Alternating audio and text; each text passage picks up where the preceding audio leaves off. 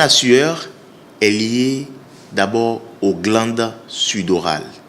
Les glandes sudorales sont des glandes qui sont logées au niveau donc de la peau et qui produisent la sueur. Nous avons deux types de glandes sudorales. Des glandes sudorales apocrines qui sécrètent donc alors un liquide qui est visqueux, un liquide qui est épais et qui donne à chaque individu une odeur corporelle qui lui est propre.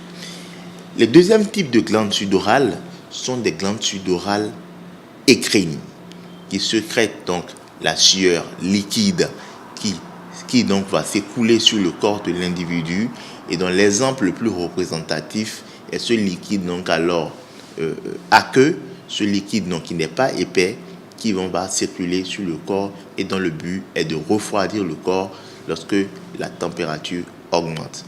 Et donc, ces glandes sudorales jouent au niveau de la peau un rôle de thermostat pour réguler la température. Donc, s'il y a une hausse de la température, automatiquement, cette thermostat se met en place, ces glandes sudorales écrines se mettent en place pour pouvoir réduire la température corporelle. Les glandes sudorales apocrines sécrètent à partir de la puberté un liquide visqueux, épais, qui donne à chaque personne une odeur corporelle, tandis que les glandes sudorales écrines sécrètent cette sueur liquide qui s'écoule sur notre corps et qui joue un rôle de thermostat au niveau de la peau. Nous avons la première maladie qu'on appelle la bromidose. La bromidose est liée aux glandes sudorales apocrines, parce que c'est une maladie qui fait que la personne, à travers ces glandes sudorales apocrines, à travers cette sécrétion visqueuse et épaisse, aura une odeur corporelle très forte, qui peut parfois être gênant pour l'individu lui-même et encore qui peut être aussi gênant pour son entourage. Deuxième type de maladie que nous avons, c'est ce qu'on appelle l'hyperhidrose. Des personnes qui transpirent abondamment, qui transpirent tellement abondamment que cela devient gênant pour elles.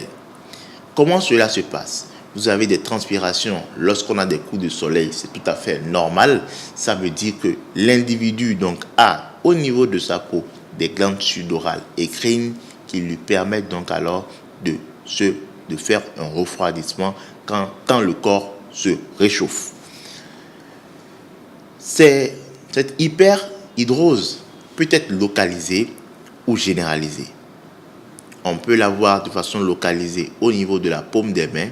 Certains l'auront au niveau donc de l'arête donc de l'oreille.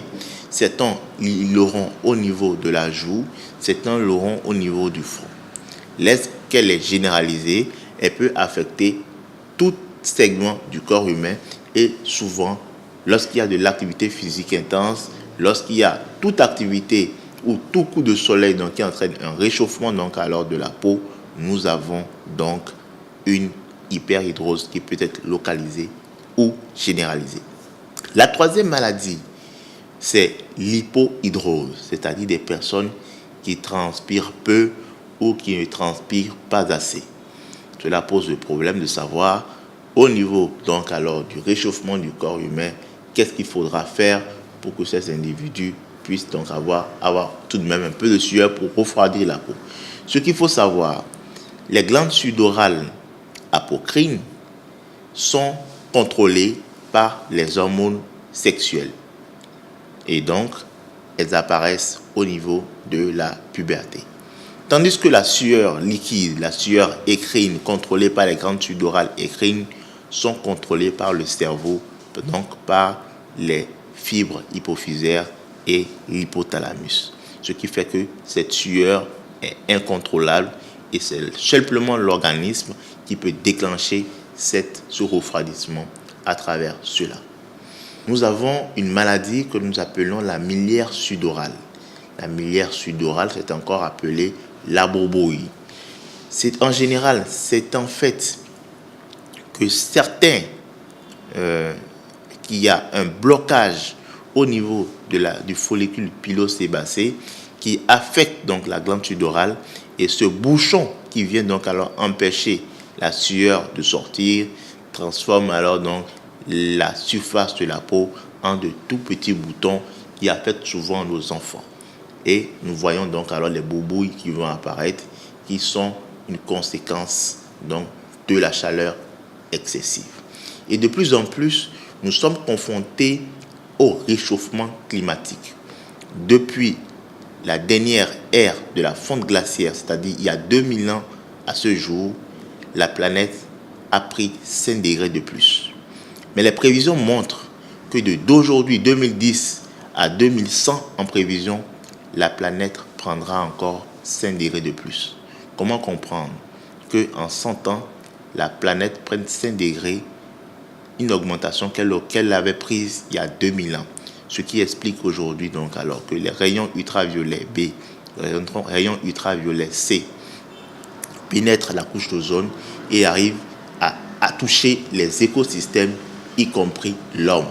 Et donc, les pathologies donc alors liées donc alors à la transpiration, liées à la sueur, telles que le soudamina ou boubouille, sont de plus en plus fréquentes. L'une des conséquences du réchauffement climatique au niveau de la peau, c'est bien sûr le soudamina, qui est une pathologie de la glande sudorale qui va émettre la sueur au niveau de la peau.